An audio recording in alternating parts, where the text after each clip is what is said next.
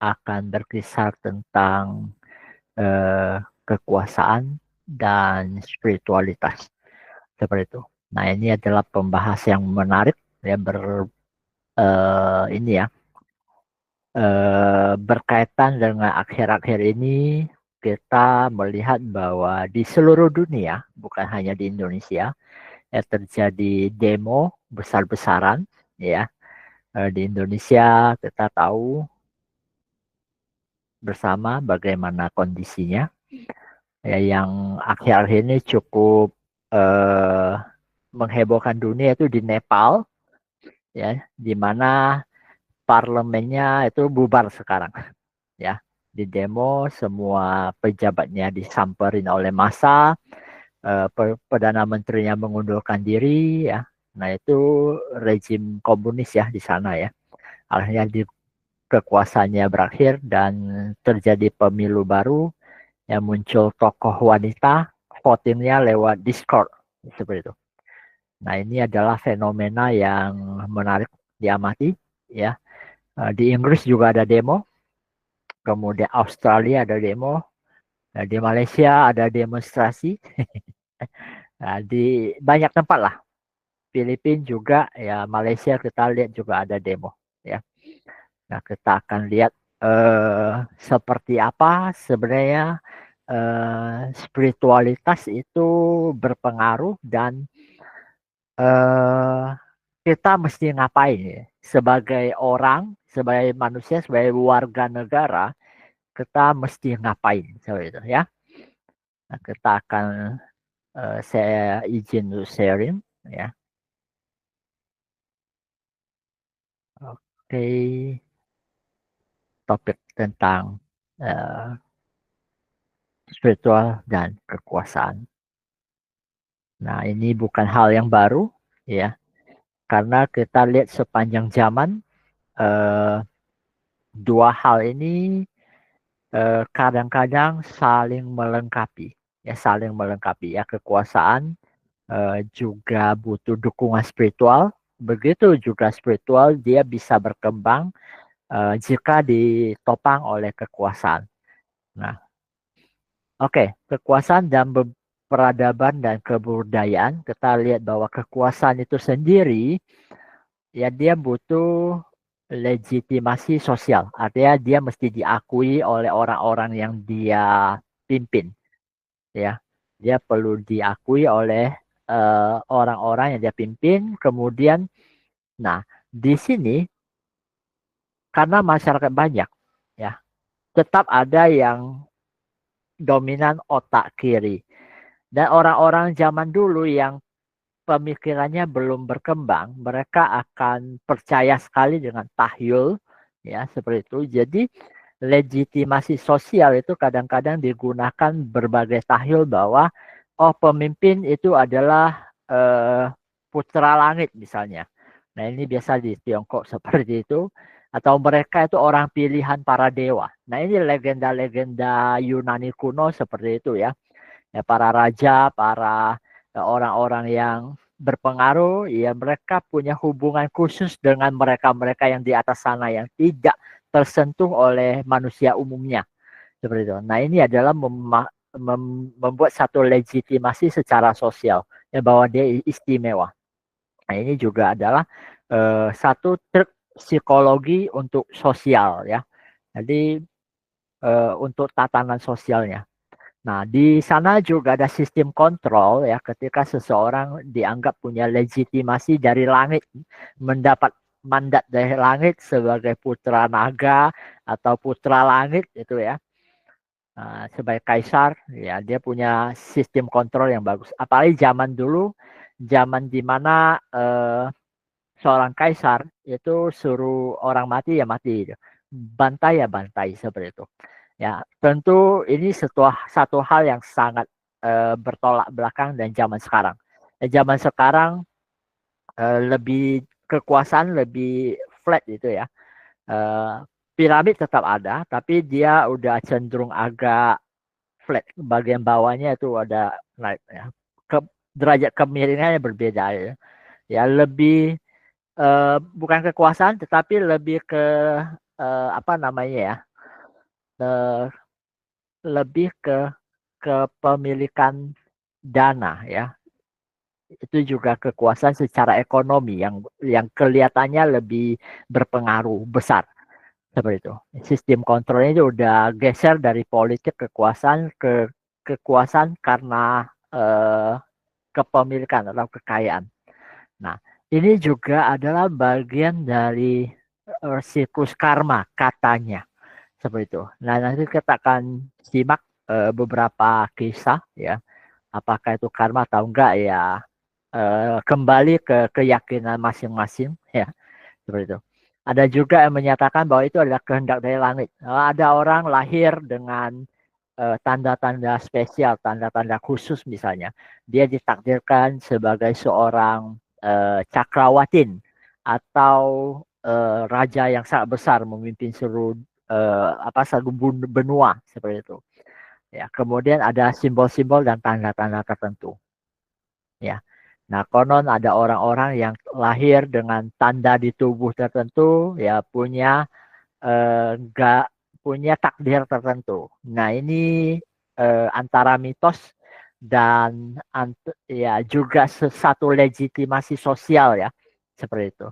Nah, dan eh, memang sejak zaman dulu manusia itu suka memakai cocok logi, ya, cocok logi dan akhirnya itu jadi ilmu, ya.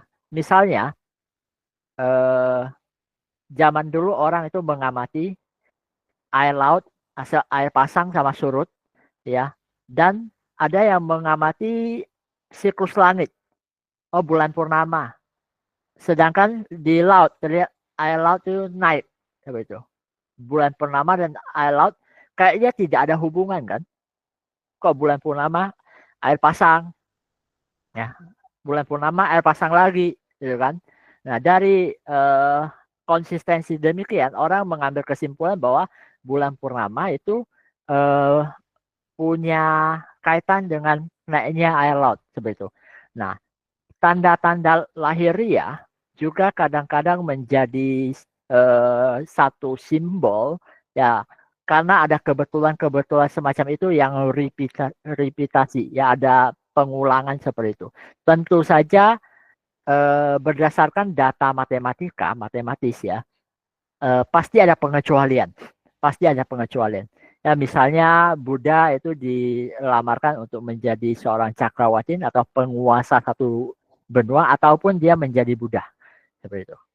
Ya, ada dua pilihan, ada A atau B seperti itu.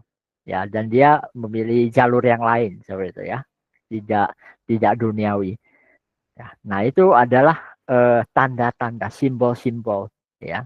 Nah, itu ada di kekuasaan.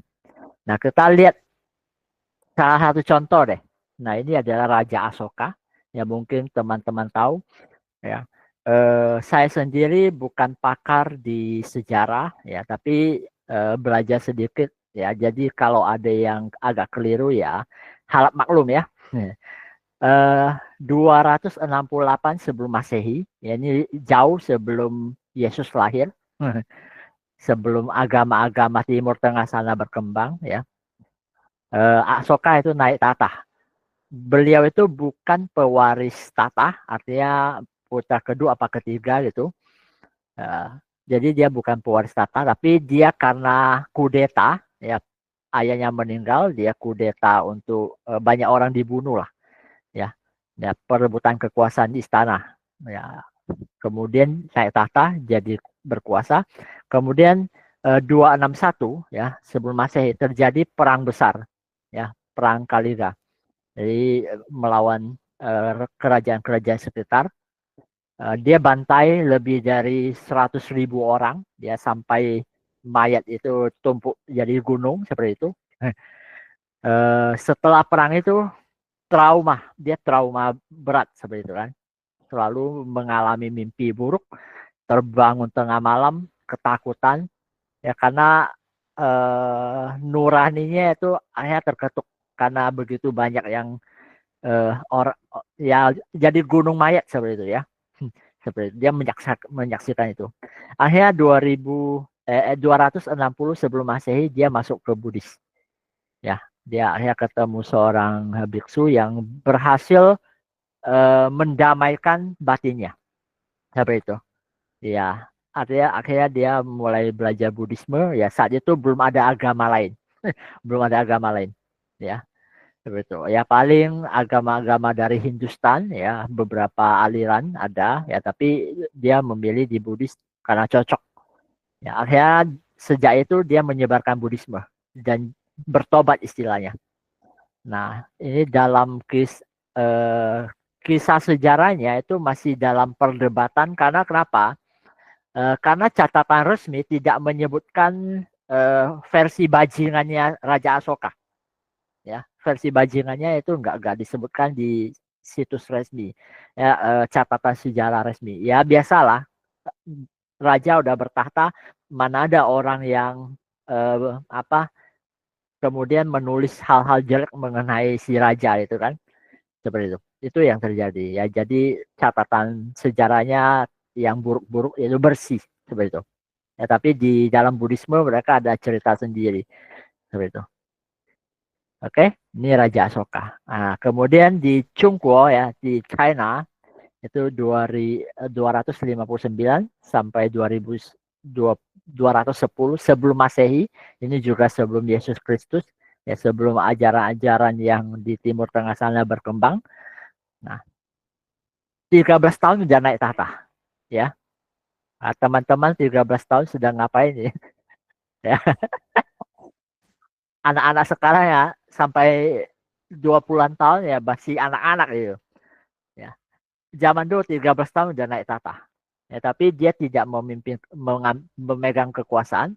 Semua diserahkan ke Li Puwei, ya, perdana menteri dia yang mengambil kekuasaan, yang mewakili dia mengatur pemerintahan. Ya, nah tentang kaisar-kaisar zaman dulu, sekarang orang Tiongkok itu sangat kreatif.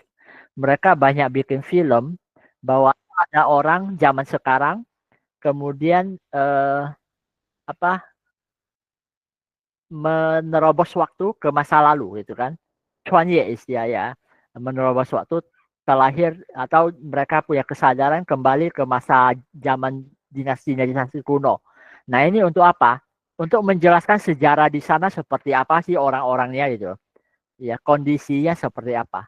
Orang menderitanya seperti apa, pemerintahnya seperti apa. Nah, ini banyak sekali cerita-cerita semacam itu supaya kita sedikit banyak belajar mengenai masa lalu itu seperti itu. Ya, belajar sedikit tentang masa lalu. Ya.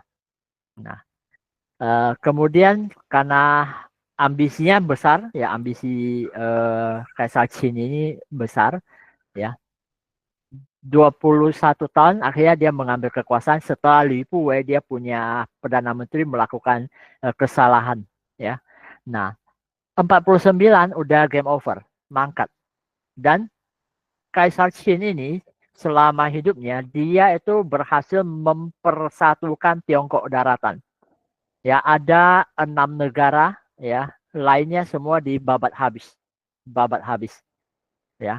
Artinya kalau misalnya hari ini orang Tiongkok juga ada sebagian besar yang tidak suka kepada Qin Shi Huang karena dia itu membantai banyak orang, ya, terutama para cendekiawan-cendekiawan ya dari berbagai negara lain, ada 6 negara yang sedang berperang, banyak yang dibantai, ya, dikubur hidup-hidup para sarjana, para orang-orang pintar, ya, dia melakukan standarisasi. Nah, ingat yang pernah kita bahas sebelumnya, standarisasi itu adalah bagian dari para pengendali itu, ya. Ya, beliau ya disinyalir terafiliasi ke Draconia, ya, maka disebut Long the Chuanren, ada ya keturunan naga, putra langit seperti itu, ya. Putra langit ya eh, kembali ke asal katanya, ya, mereka yang datang dari langit itu Anunnaki seperti itu. Ya, ini ada kaitannya sedikit banyak seperti itu, ya. Nah, dia berhasil menyatukan Tiongkok pertama kali. ya. Sebelumnya dinasti sebelumnya itu banyak kerajaan-kerajaan kecil. Ya walaupun dia ada kaisar juga ya dan uh, kayak sekarang US lah. Dia ada negara bagian tapi negara bagian itu tidak terlalu kompak sama pusat seperti itu. Ya tapi pertama kali ya Kaisar Qin ini yang menyatukan daratan. Jadi kaisar pertama di Tiongkok. Nah, karena ada keberadaan beliau, Tiongkok hari ini jadi satu dengan luas daerah begitu besar. Berbeda halnya dengan di daratan Eropa yang pecah jadi banyak sekali negara-negara kecil, ya, karena tidak ada orang seperti Kaisar Qin, ya. Kalau saja ada seorang yang seperti Kaisar Qin, itu Eropa itu biasa jadi satu negara doang, seperti itu. Ya, tapi ketika dia hadir, ya juga ya banyak orang sengsara lah. Setiap kali ada pergantian kepemimpinan besar, ya, yang jadi korban ya orang-orang kecil. Seperti itu. Masyarakat masa kecil ya di 6 negara lain karena perang kan. Seperti itu. Nah, ini salah satu Xiang Yu. Kisahnya menarik ketika dinasti Qin runtuh. Ya ada Xiang Yu sama Liu Bang. Ya Xiang Yu ini eh, orang hebat, Raja Chu. Karena 6 negara lain udah tumbang, hilang.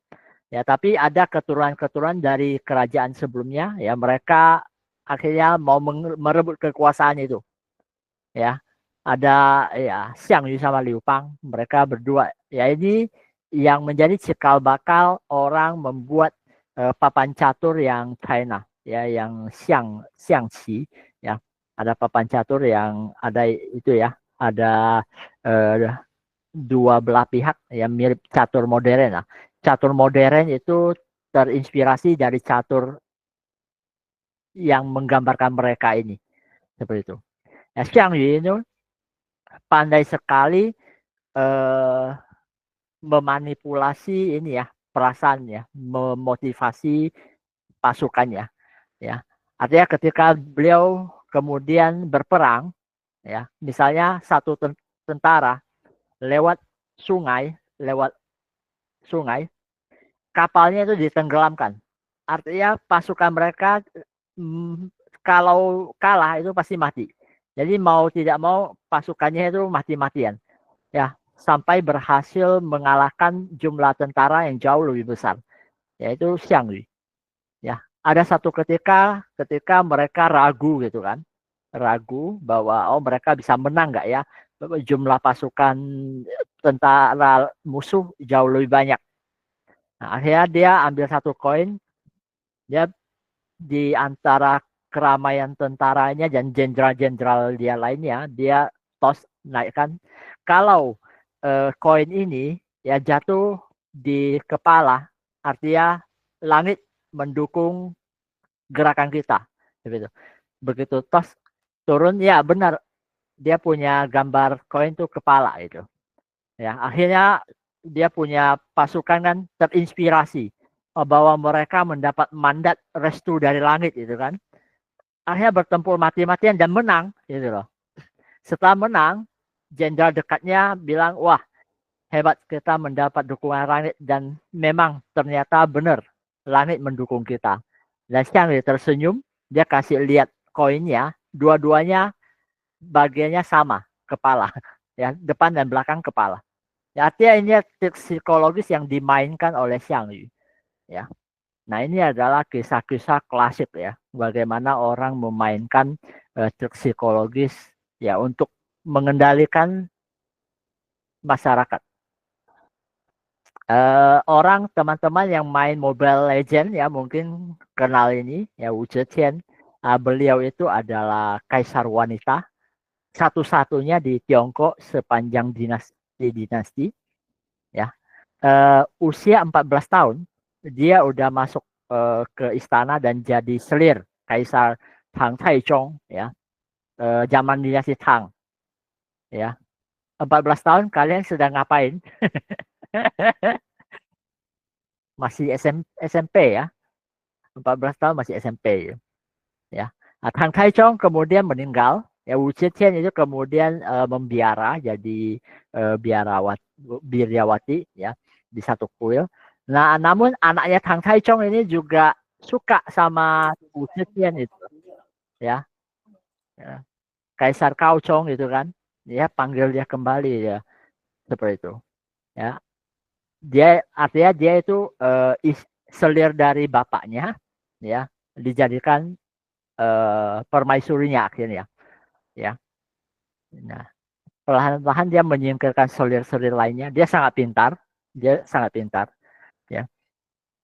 Nah, kemudian dia banyak terobosan-terobosan yang dia lakukan ya. Dia juga cukup spiritual. Nah, ada kisah lain tentang Wu Zetian ya. Konon ceritanya begitu bahwa zaman Sang Buddha ya ada seorang eh, nenek tua, dia miskin, ya, tidak punya apapun, ya, hidup pun dari mengemis. Ya, akhirnya dia lihat bahwa satu waktu Buddha datang akan memberikan ceramah dharma di satu tempat, ya, di satu wihara. Ya, orang-orang pada pergi mempersembahkan sesuatu, ya, mempersembahkan apa namanya pelita, ya, lampu sebagai penghormatan. Ya, beliau juga akhirnya menjual rambutnya gitu ya untuk membeli minyak ya rambut rambut panjangnya dia potong dijual dapat sedikit aja ya ya beberapa perak untuk beli apa namanya lampu waktu itu kan lampu itu ya lampu minyak gitu ya. Nah, taruh di sana dan ketika marah datang ini ya datang mengganggu itu kan semua lampu padam, dia punya tidak padam seperti itu. Ya, karena dia memberi dari segala semua yang dia miliki, ya, all in istilahnya, ya, mempersembahkan segalanya untuk seorang Buddha seperti itu. Ya, konon kabarnya ya. Ya, jadi benar enggaknya terserah teman-teman seperti itu. Jadi dari persembahan itu, ya, dia itu kemudian tidak akan pernah lagi terlahir sebagai orang miskin seperti itu ya. Eh, teman-teman kalau lihat di apa Mobile Legend ya gambarnya bagus itu ya. Tapi kalau gambar dari gambaran kuno ya seperti itu bentuknya ya. Ya. Tapi bagi zaman dulu, zaman dinasti Tang, zaman abad ke-7 ya, ya begitu disebut cantik. Jadi eh, istilah cantik itu berkembang sesuai peradaban ya, seperti itu ya. Tapi kemajuan di saat beliau memerintah itu sangat bagus, ya sangat bagus. Ya, tapi juga istilah apa ya? Setiap penguasa pasti ada kelemahan dan apa nah, kelebihan dan kekurangannya. Semua ya, tidak terkecuali ya. Asoka begitu tadi apa namanya Qin Shi Huang juga ya ada banyak kemajuan yang dibikin juga ada banyak dosa yang dia bikin ya karena penguasa ya begitu dia nggak bisa eh, apa memenuhi ekspektasi semua orang nggak bakal bisa seperti itu ya Bu Zetian juga untuk melegitimasi dirinya beliau sempat membuat eh, apa namanya membuat satu pengakuan bahwa beliau itu adalah inkarnasi dari Maitreya. Ini salah satunya ya. Dan banyak pemberontakan di China kuno yang menggunakan mencatut nama Maitreya seperti itu ya.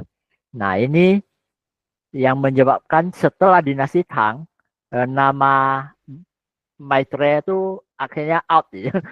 Enggak dianggap bagian dari pemberontakannya seperti itu ya. Karena sering dicatut. Nah, di Indonesia juga ada yang lokal ya. Misalnya Kandedes gitu ya. Ya, Kandedes. Nah, ini kalau teman-teman yang belajar sejarah di Indonesia tahu ya tentang Tungkul Ametung Kemudian suami pertama Ken Dedes itu Tungkul Ametung, kemudian itu dikudeta oleh Ken Arok ya. Tungkul Ametung dan Ken Dedes punya anak Anusapati itu kan. Ken Arok kemudian merebut kekuasaan ya, memperistri Ken Dedes. Kemudian dia sendiri kemudian mati oleh anaknya Ken Dedes dengan Tungkul Ametung. Artinya ya, anak tirinya lah seperti itu. Nah ini juga sebenarnya patungnya itu standar ya, karena zaman dulu memang wanita itu kebanyakan telanjang dada ya sebelum ajaran-ajaran Timur Tengah masuk ya. Hindu Buddha sebelumnya ya gak ada masalah, telanjang dada ya biasa aja gitu loh ya. Nah kita diajarkan akhirnya untuk belajar bahwa baru itu najis, itu aurat itu kan ya, akhirnya menutup malah nafsunya yang ditekan malah kayak menekan bola ke dalam air seperti itu ya. Nah itu yang terjadi. Nah sebenarnya beliau juga termasuk yang seperti ini ya, Holy Grail ya, artinya siapapun yang memiliki dia memiliki kekuasaan seperti itu. Banyak eh, raja-raja Jawa kemudian yang lahir dari keturunan beliau ya. Kemudian mereka juga kemudian dilegitimasi dengan berbagai cerita tentang apa, kedewaan mereka ya. Sama seperti Ken Arok juga diceritakan setengah manusia setengah dewa lah ya, dalam cerita-cerita kuno seperti itu ya. Itu ya biasa, penguasa begitu naik mereka mulai mengarang indah seperti itu yang terjadi ya. Nah dan spiritualitas zaman dulu ya berkisaran antara ini: dinamisme, animisme, totemisme, paganisme. Paganisme. Dinamisme itu kita percaya bahwa benda mati ataupun makhluk hidup apapun itu memiliki kekuatan gaib yang dapat mempengaruhi kehidupan manusia. Ya ini kan sebenarnya adalah fakta bahwa setiap objek keberadaan itu punya energinya, ada frekuensinya ya. Nah, zaman sekarang kita sains modern membuktikan bahwa itu benar ya, karena ketika atom kemudian diuraikan di dalamnya string ya, ada getaran energi seperti itu ya. Nah, zaman dulu kan apa, pemikiran manusia terbatas. Ya, mungkin orang-orang yang lebih sensitif melihat bahwa oh, bunga ini ada energinya, kristal ada energinya, oh hewan tertentu itu ada energi yang tinggi, ada yang energi yang rendah, seperti itu. Jadi orang-orang yang lebih sensitif menganggap oh mereka punya kekuatan gaib. Ya sebenarnya itulah energi yang hari ini kita pelajari bersama ya, bahwa semua benda itu punya energinya seperti itu. Nah, sama animisme juga meyakini bahwa semua benda di alam, baik yang mati ataupun hidup, punya roh atau jiwa, dapat berinteraksi dengan manusia. Ya, dinamisme, animisme itu 11-12 lah. Ya, secara substansi itu sama, cuman orang penamaannya bedain aja seperti itu. Ya, nah jadi mereka bisa berinteraksi dengan manusia, orang bisa pegang pohon, peluk pohon. Nah, itu warisan dan animisme ya. Itu bukan hal yang kuno, tetapi itu adalah hal yang benar-benar menjelaskan realita, karena kesadaran dan energi ya itu adalah satu hal ya, satu hal yang tidak terpisahkan seperti itu. Nah kemudian lanjut ke totemisme ya, ada sistem kepercayaan meyakini bahwa ada hubungan spiritual atau kerabatan sakral antara sekelompok manusia ya dengan hewan atau tumbuhan tertentu. Ya misalnya ada klan yang dekat dengan misalnya elang ya, terutama di Amerika, natif Amerika ya, ya suku-suku asli Amerika yang mereka totemismenya sangat kuat ya. ada beruang, ada serigala, ya nama mereka bahkan dikasih nama seperti itu. Di Tiongkok juga dulu berkembang demikian, ya. Di Aneu ya, si Aneu itu si kerbau itu kan, ya, si harimau itu kan. Indonesia juga ada ya manusia harimau itu kan, banyak itu ya. Nah itu atau totemisme. Nah, ini kemudian yang berkembang, kemudian dibikin jadi ya astrologi itu satu ya itulah ya 11-12 lah. As above, so below seperti itu. Ya, cuman cakupannya kan udah di atas itu ya. Orang zaman dulu juga melihat pergerakan langit dan membuat totem itu. Ya cocoklogi lah ya. Nah, karena ada kecocokan yang terus-menerus dan secara konsisten terjadi, itu dianggap benar seperti itu. Sampai memang pasti ada pengecualian. Ya, ingat ya, alam semesta itu ada unsur pengecualian. Ya, selalu begitu. Kemudian paganisme ini adalah istilah yang digunakan oleh bangsa yang Nasrani lah, gengnya Mas Nasrani untuk menggambarkan praktek tradisi spiritual yang fokusnya ke alam. Ya, ada yang menyembah alam, menyembah banyak dewa-dewa, dewa kesuburan, dewa dewa api, dewa air, bulan, ya, seperti itu. Ya, bumi itu sakral, leluhur. Nah, itu paganisme. Paganisme ini ya kemudian ini yang kemudian banyak didemonisasi. Ya, dewa-dewa paganisme itu paling banyak yang didemonisasi. Ya misalnya Dewi Bulan kemudian dicap sebagai iblis lah, kemudian dewa hutan Pan itu ya, yang kakinya kambing, ada tanduk itu, ya dianggap iblis itu kan. Ya banyak demonisasi eh, dewa-dewa lokal seperti itu. Ya karena kesadaran kolektif dari ajaran yang demonisasi ini akhirnya terbentuk ya makhluk-makhluk yang frekuensinya rendah yang tercipta dari ketakutan kolektif seperti itu. Ya eh, pada prinsipnya, pada esensinya alam itu netral, ya tidak baik tidak buruk. Bagaimana kita mengkondisikannya?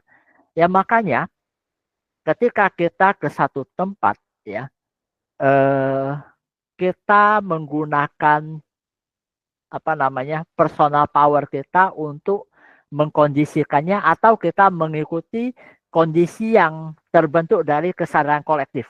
Nah ini sangat bergantung.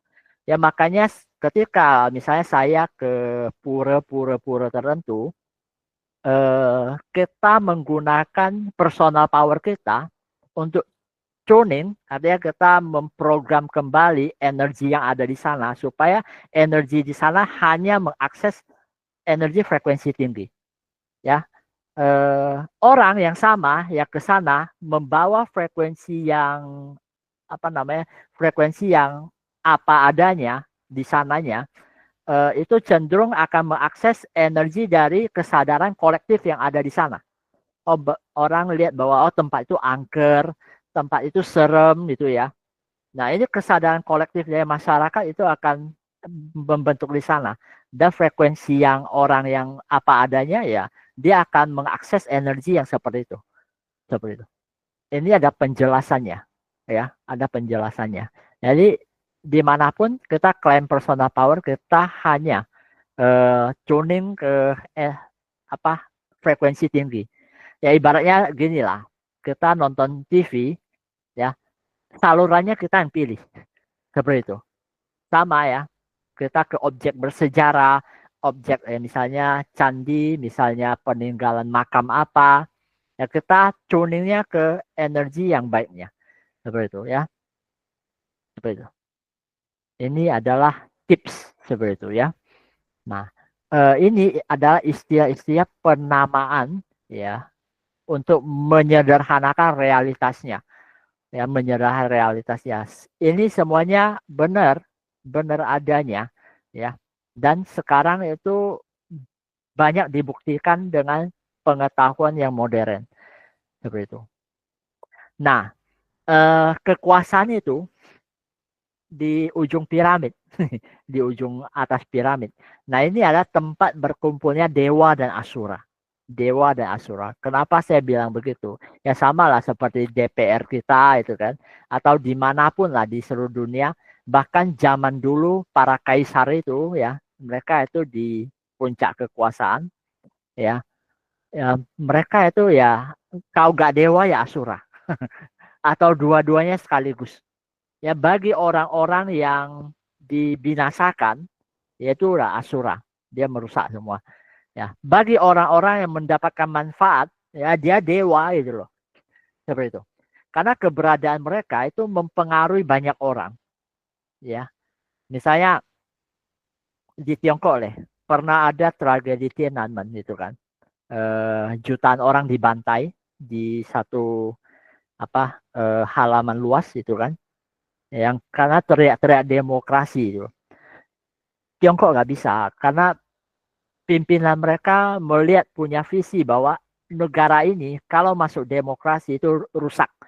Ya, setiap orang mau bicara ini negara dengan populasi yang demikian besar, kalau tiap orang mau ngomong rusak negara ini. Nggak bisa, itu digilas banyak. Ya, jutaan orang meninggal seperti itu. Ya, bagi mereka yang meninggalkan ini ya pelanggaran hak asasi manusia seperti itu. Ya, tapi oleh karena itu sekarang stabil seperti itu. Ya stabilnya ya mungkin tidak langsung setelah itu, tapi ber bertahun-tahun, puluhan tahun setelah itu. Ya, karena orang-orang yang mengganggu stabilitas itu udah habis. Ya, seperti itu. Nah, piramid ini puncak sosial ya, piramid sosial. Nah, mereka itu ada di sana, entah dewa ataupun asura. Ya, nah ya. Dan umumnya mereka punya backup energi yang besar. Seperti itu. Mereka para penguasa, biasanya ada konsultan-konsultannya, baik itu konsultan di sisi ekonomi, di sisi kebijakan-kebijakan, ya setiap sisi mereka ada konsultan. Termasuk adalah konsultan backup energi spiritualnya juga ada. Ya konon presiden kita yang kedua ya punya 32 penasihat spiritual ya secanggih itu ya gitu. Nah kemudian satu hal lagi adalah bahwa banyak sekali penguasa-penguasa lokal zaman dulu ya kerajaan-kerajaan yang ada di Nusantara kemudian ketika mereka itu meninggal mereka itu tidak masuk bardo mereka membentuk dimensi keberadaan mereka sendiri. Nah, inilah yang kadang-kadang ketemu di itu ya, ketemu di hutan, ketemu di pedalaman, kawasan-kawasan tertentu. Ada penguasa-penguasa lokal seperti itu. Ya, dimensi keempat biasanya itu. Ya, dan banyak grade-nya. Ya, dan tidak semua buruk. Ya, tidak semua buruk. Ada yang juga berkiblat ke solar logos kita seperti di Padang 12 ya di Ketapang sana atau orang bilang istilahnya apa ya Saranjana. Nah itu sebenarnya di dimensi keempat tapi kiblatnya itu udah ke Solar Logos ya seperti ya Memujara di sana juga konon di alam halusnya ya ada piramid ya seperti itu ya tatanan mereka jauh lebih bagus lah ya, dibandingkan ya kita yang di dimensi ketiga ini seperti itu ya. Nah, apa manfaat dari pengetahuan-pengetahuan semacam ini? Ya, ini yang paling penting ya. Ada kita mesti belajar menghapus sirik, iri hati terhadap kelas sosial atas. Ini penyakit pertama yang perlu kita hapus. Ya, mereka mau seperti apa? Mereka ada pertanggungjawaban mereka kepada semesta.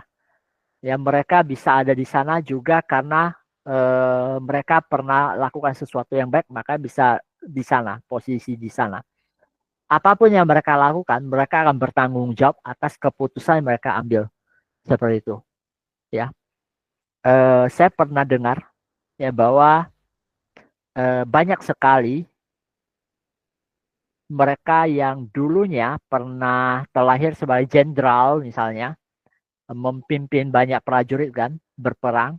Kemudian karena kesalahan dia menyebabkan seluruh tim pasukannya meninggal, ya. Jenderal itu akhirnya lahir lagi, kemudian hari terlahir lagi jadi apa? Jadi pelacur, ya. Jadi pelacur, kenapa? Menghibur eh, ya langganan-langganan dia ya mantan itu prajurit-prajurit dia seperti itu. Ya ada ikatan karmik semacam itu seperti itu. Ya benar salahnya eh, masing-masing ambil hikmahnya saja. Ya kita tidak berbicara benar salah, tapi hikmah dari pelajaran bahwa tidak perlu untuk sirik iri hati terhadap kelas sosial atas ya kita ya kita ya apa yang bisa kita lakukan untuk diri kita seperti itu ya. Nah kemudian juga manfaat pengetahuan ini apa untuk menginspirasi teman-teman bahwa ketika teman-teman nanti ya mana tahu ada yang menjadi pejabat menjabat dimanapun baik itu menjabat di perusahaan misalnya CEO ataupun menjabat kepala bagian ya baik-baik mengayomi yang di bawah seperti itu ya menginspirasi tindakan baik ya ya seperti itu memang ya kadang-kadang ada masa-masa karmik ya sesadar mungkin berlaku baik seperti itu ya bahwa pohon yang makin tinggi dia akan menerima angin yang lebih besar ya dia perlu akar yang mencengkram erat ke bumi seperti itu kita lihat di Indonesia kita ini banyak orang yang gagal memahami ini ya kemudian setiap kali ada presiden kita yang turun selalu dijelek-jelekin gitu kan ya Soekarno turun itu kan kemudian ya di belakang dia pasti ada yang ngomongin jelek-jeleknya ya sebagai seorang manusia ya pasti ada sisi negatifnya juga ya tukang kawin kemudian kegagalan untuk ekonomi Indonesia sebelumnya ya itu ya kemudian Soeharto juga begitu ya ya setelah membangun ya ada juga banyak dosa-dosanya itu kan ketika tumbang ya banyak sekali omongan-omongan yang nggak bagus tentang dia gitu kan. Ya semoga kita pelan-pelan meninggalkan yang seperti itu ya sama ya BJ Habibie naik begitu ya masa transisi ya Timur Leste lepas itu kan ya kemudian banyak yang segala macam omongan lah. Nah, Gus Dur juga sama dia diturunkan ya banyak juga cemooh ya kenapa presidennya lihat memandang Anda sebelah mata ya ini juga ya banyak Megawati juga sama ya ada yang baik ada yang buruk ya semua eh, tampuk kekuasaan sama saja pasti ada plus minusnya cuman masalahnya kita melihat bagian mana ya bagian mana sama SBY naik juga begitu, ya katakan tidak pada korupsi. Nah, itu juga jadi bumerang, ya kita tahu, ya artinya kita sebagai rakyat belajar untuk tidak sirik, tidak iri hati, ya bahwa semua mereka itu ya ada sisi baik, ada sisi nggak baiknya, seperti itu. Ya bahwa ketika mereka naik, memang takdir langit seperti itu, takdir langit seperti itu, ya.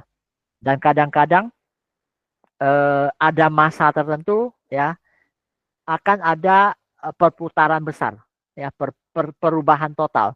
Sebenarnya 2025 sampai 2027 nanti itu akan ada perombakan besar-besaran juga ya. Ya teman-teman semoga di eh, tahun depan ya tahun kedepannya lagi itu baik-baik menjaga diri ya cooling down istilahnya cooling down sebisa mungkin tahan emosi tahan amarah apapun itu ya jangan syirik jangan iri hati eh, jangan terpancing untuk melakukan hal-hal tindakan-tindakan yang memicu amarah. Ya, sebisa mungkin redam. Ya, karena tahun depan itu api-api. Atas api, bawah api. Banyak gampang yang terbakar. Ya, jadi teman-teman belajar rem, ya, belajar rem. Ya, cuman dua tahun inilah. Ya, tapi api yang besar itu juga adalah terang, cahaya. Ya, jangan terlalu dekat sampai kita tidak terbakar. Ya, kita melihat aja dari jauh. Tidak terlibat dalam kebakaran itu.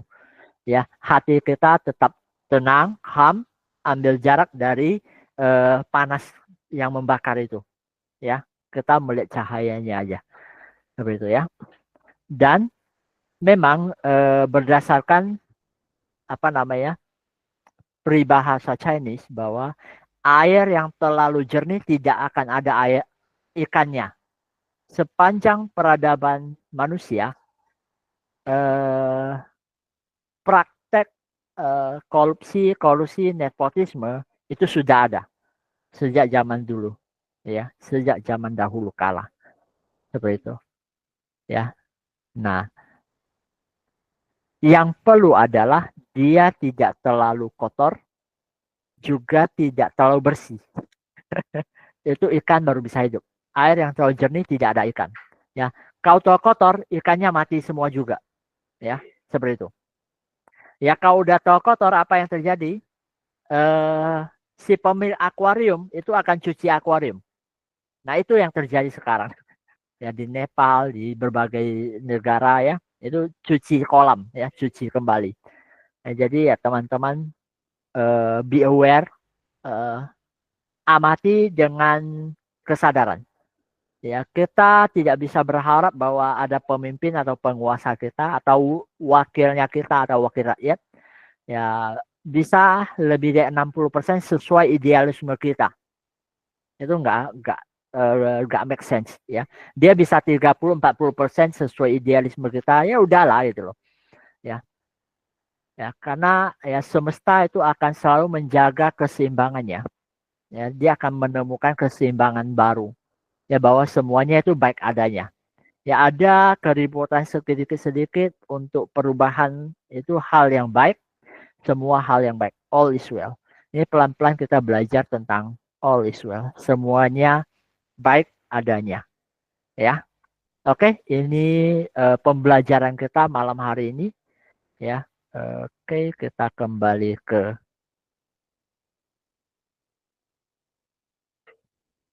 sini. Oke, oke teman-teman ada pertanyaan? Cukup seru sebenarnya membahas kekuasaan.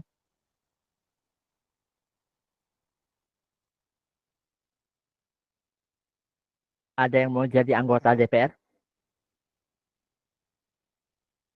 Kita ada satu teman yang dulu di Buddhisme ya. Jadi akhirnya dia jadi anggota dewan. Cahaya redup.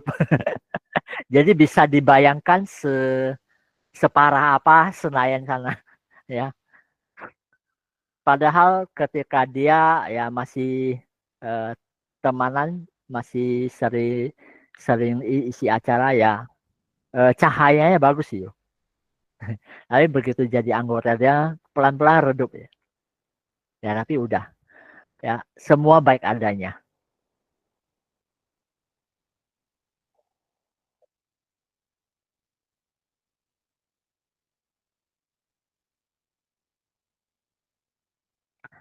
Eh bisa juga ya. Makanya banyak penguasa yang seperti Jokowi ya milihnya di apa namanya Istana Bogor. Ya di sana energi masih lumayan dibanding istana yang di Jakarta.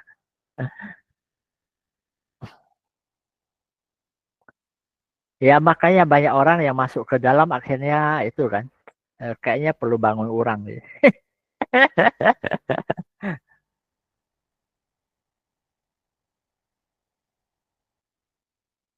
Ya kita tunggu aja.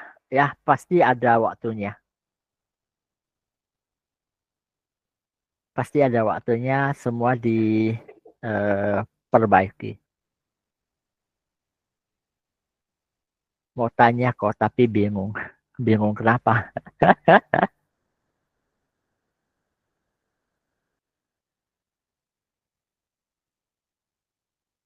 Ada dua. Ya,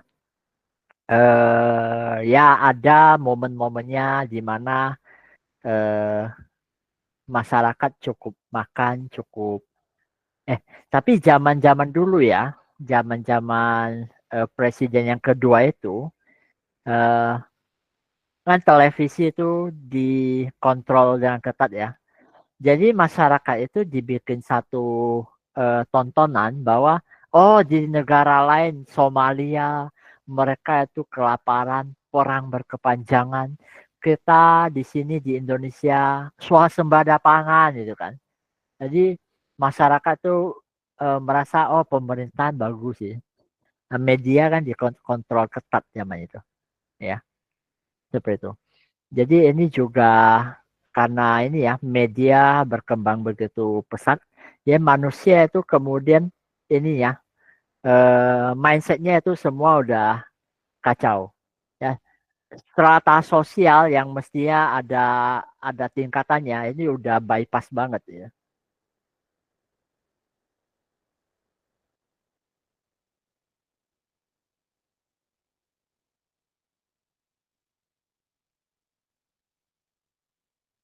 Ya tidak apa-apa ya.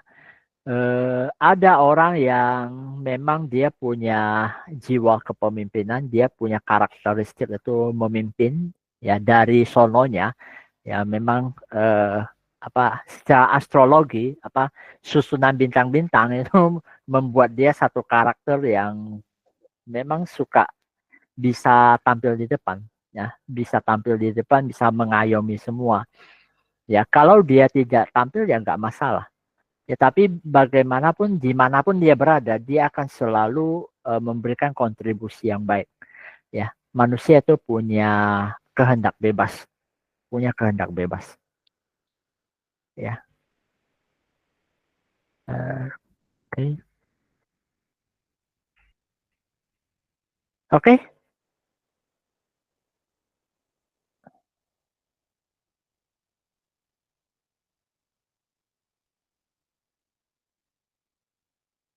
oke.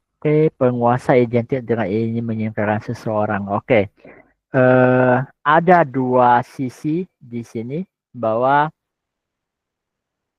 sisi para dewa itu mereka mau melayani lebih banyak orang.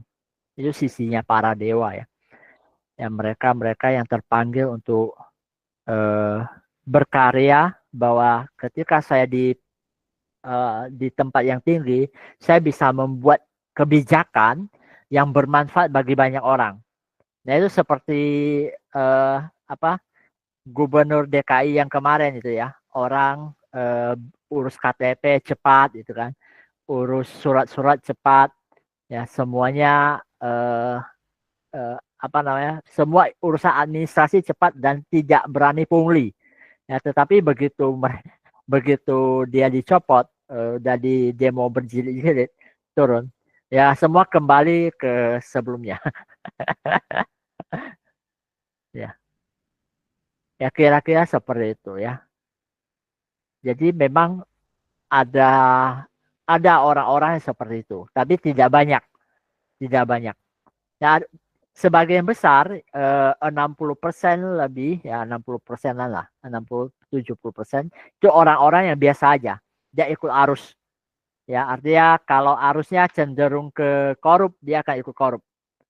Kau cenderung ke baik, dia akan ikut baik gitu loh.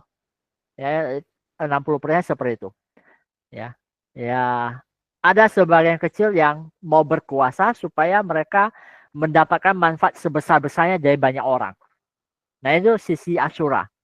Ya, saya cuma mau berkuasa, saya cuma mau supaya saya dianggap hebat, saya punya banyak kekuasaan, bisa nyolong sana sini, ya seperti itu. Tapi biasanya sampai akhir-akhirnya dia akan bingung sendiri. Saya hidup buat apa ya? bingung sendiri, ya.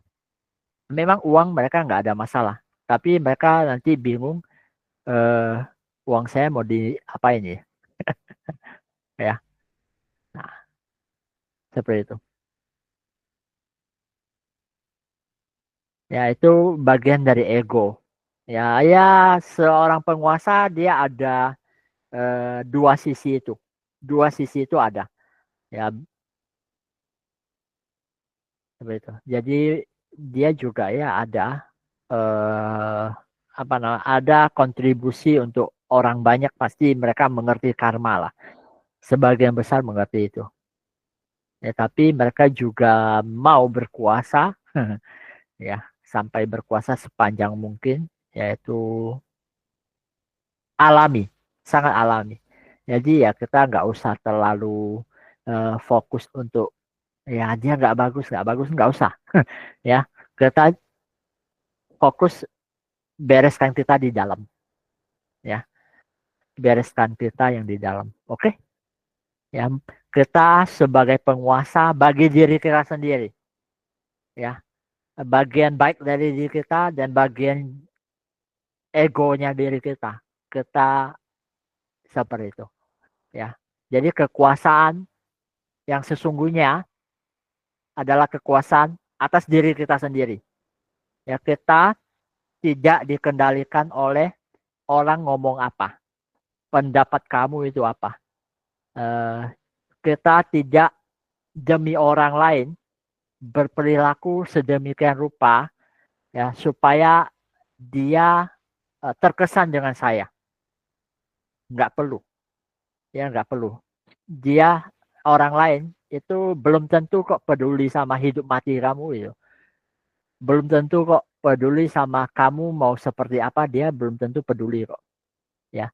Yang orang lain peduli itu adalah, kamu bermanfaat untuk dia nggak, kamu bisa mendatangkan manfaat seperti apa untuk dia, seperti itu, yaitu yang orang lain pedulikan, ya. Jadi orang biasa aja, ya. Kita belajar berdaulat, berkuasa atas diri kita sendiri, ya. Bukan manipulasi-manipulasi berita-berita dari luar yang, tidak jelas sumbernya.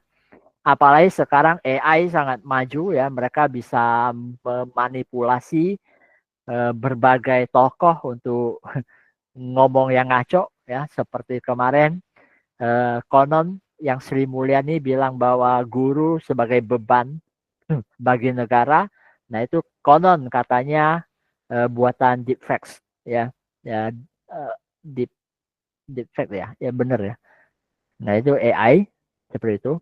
Nah, jadi ya jangan terlalu gampang terpengaruh lah. Cek and recheck dulu seperti itu sebelum kita membagikan, ya. Seperti itu.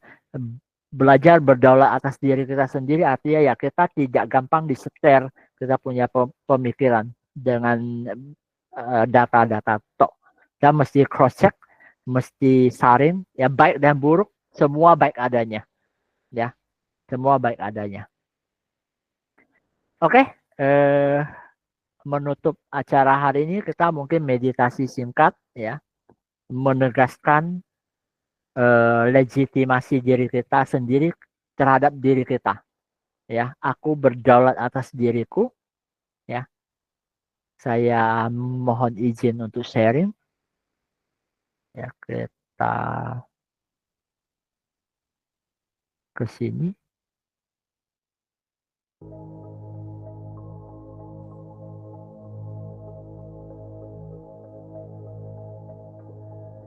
teman, ambil posisi duduk yang paling nyaman,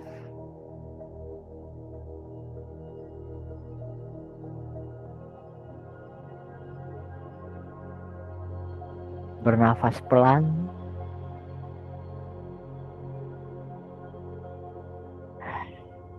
relaksasi, dan tersenyum.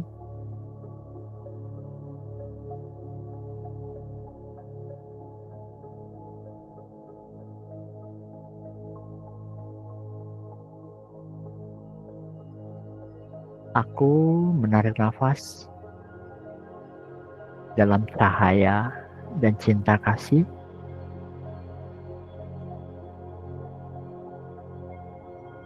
Aku melepaskan nafas beserta semua beban-bebanku, relaksasi setiap bagian di tubuh kita, rilekskan, lepaskan. Aku menarik nafas dalam damai dan sukacita. Aku melepaskan nafas beserta semua kegelisahanku.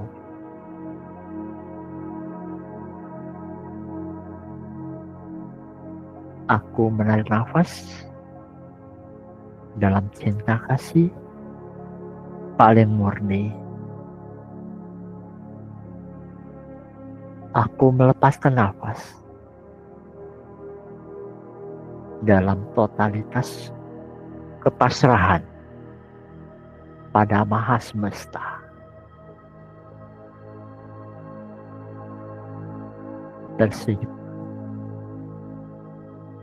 Hadir seutuhnya untuk dirimu. Tersenyumlah untuk dirimu.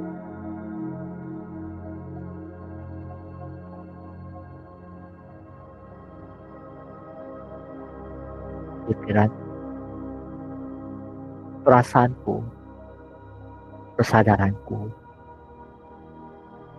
seluruh dimensi keberadaan di sini, saat ini, sekarang.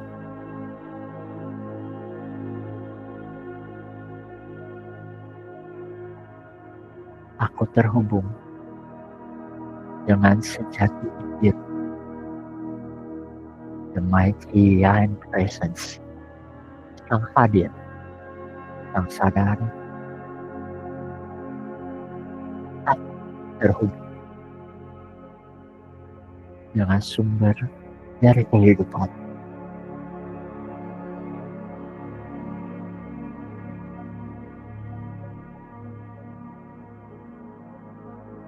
Aku terhubung dengan hierarki ilahi,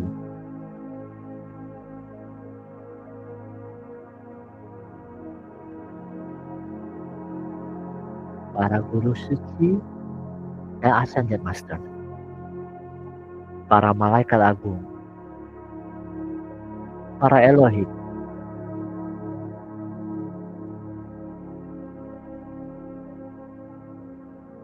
para pembimbing evolusi kesadaranku.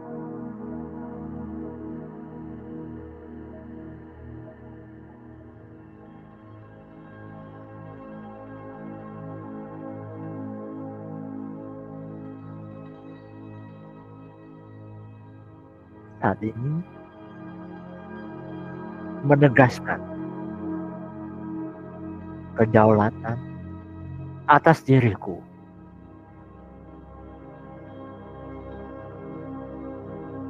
Anugerah dari Sang Sumber bahwa aku berdaulat atas pikiran.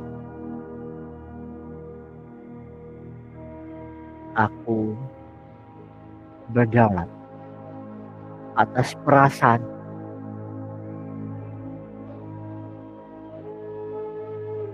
Aku berdaulat atas kesadaran. Aku mengklaim kedaulatan atas raga prinsipku.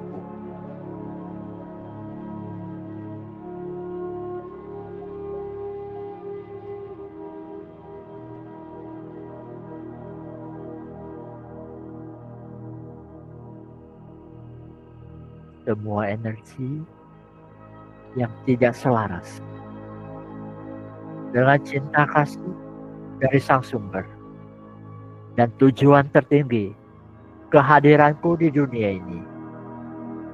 Hal ini juga Atas izin Sang Sumber, saya lepaskan, saya kembalikan ke tempat dia semestinya berada.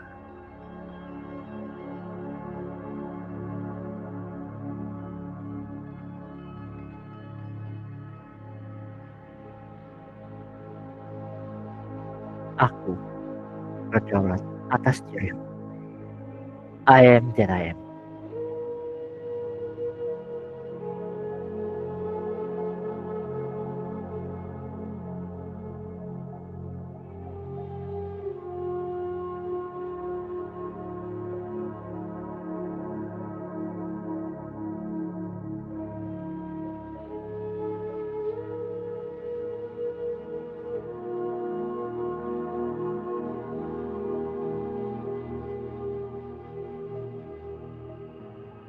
Aku menerima setiap berkah ilahi yang diberikan dari Sang Sumber, dari pelangkat ilahi,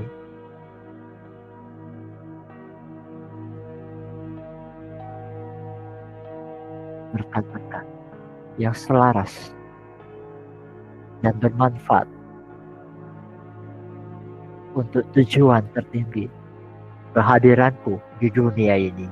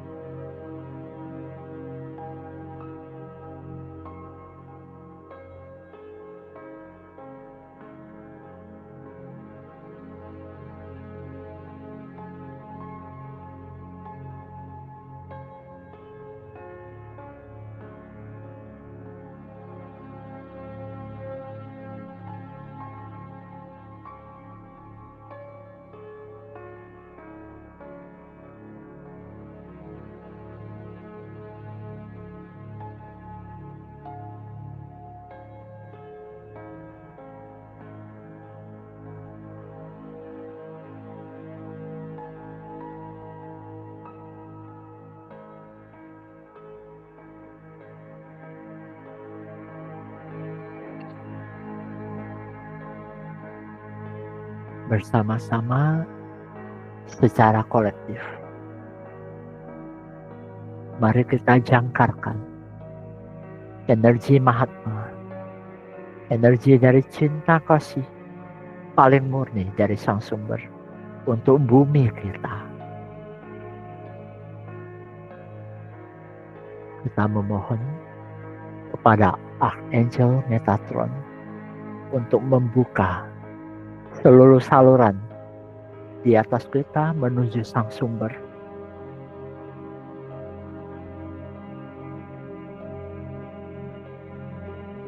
Membuka selebar mungkin.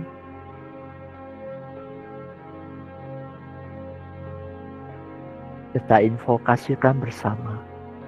I am light. I am love. I am Mahatma unconditional love. I am that I am. Visualisasikan dan lihatlah energi cinta kasih yang paling murni dari pusat hati Tuhan turun menerpa diri kita, masuk dan menyerap dalam pusat hati keberadaan diri kita, dan diteruskan ke bawah sampai ke pusat hati dari bumi kita tercinta.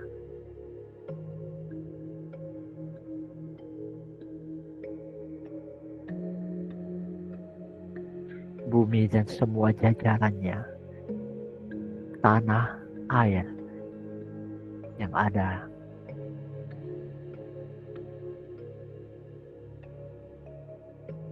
Rasakan rasa syukur dari bumi, dari semua makhluk.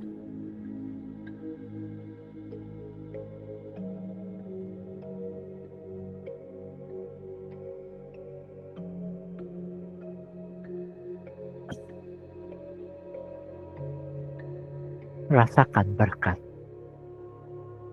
dari hierarki ilahi, para malaikat agung, para makhluk suci.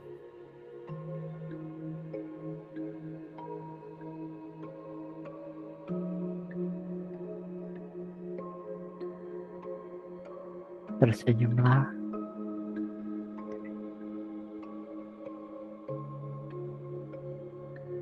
Nyatakan rasa syukur yang mendalam. Terima kasih. Terima kasih.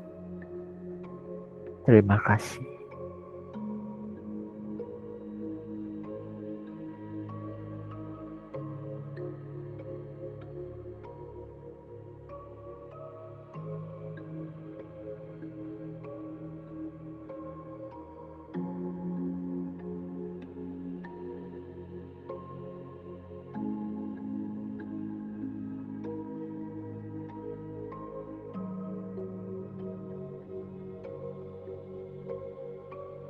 Tarik nafas dalam.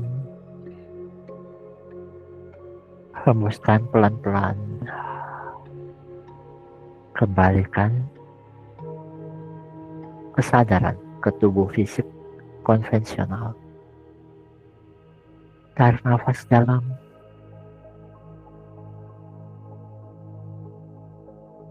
Gerakkan jari-jari dan bahu.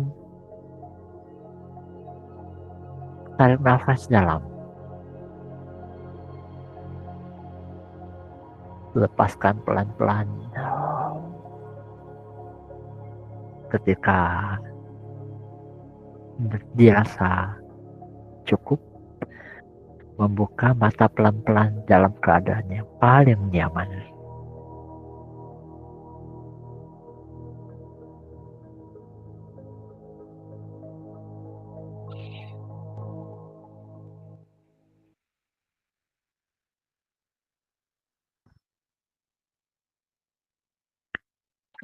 Oke, thank you semua. Ada yang mau sharing, silakan.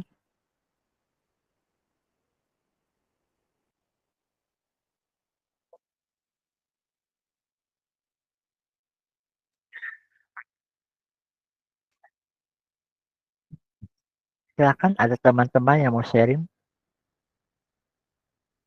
Silakan, Meliana.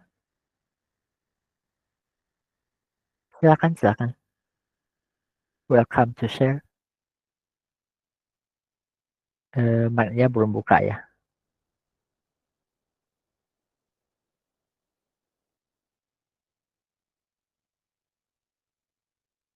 Ya, punggung hangat itu bagus ya.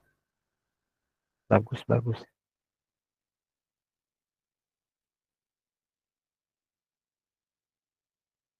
Ada lagi yang mau sharing? Ya.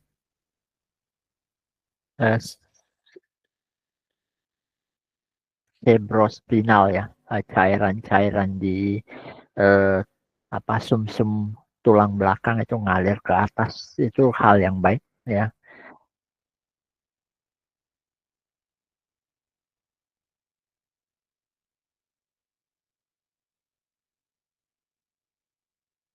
Ada yang mau sharing, silakan. Banyak yang hadir ya, yang tidak terlihat juga banyak. Bumi juga banyak itunya. Ngantuk banget. Bagus ya, nanti bisa tidur lelap dah.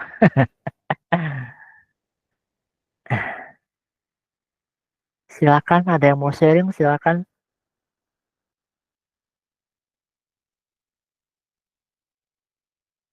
Kalau nggak ada, kita siap-siap untuk tidur.